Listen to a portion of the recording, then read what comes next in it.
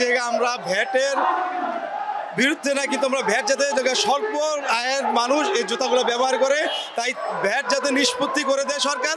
আমাদের কাছে সরকারের এই একটাই দাবি, আমাদের ভ্যাটটা যাতে প্রত্যাহার করে দেয় সরকার।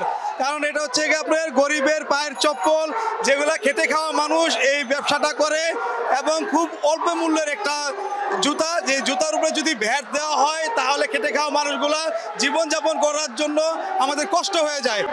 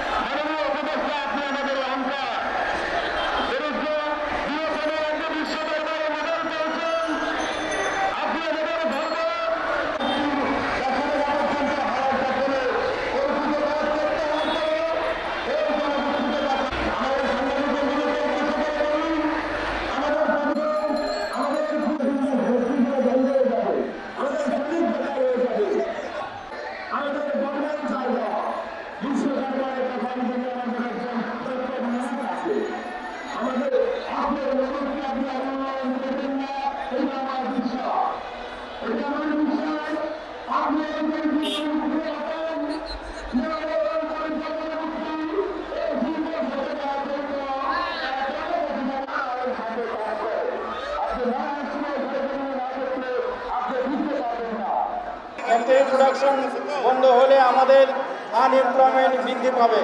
মোট কথা হইতেছে এই ভ্যাট ইম্পোজ আমরা কোনোভাবে মানি না, মানব না।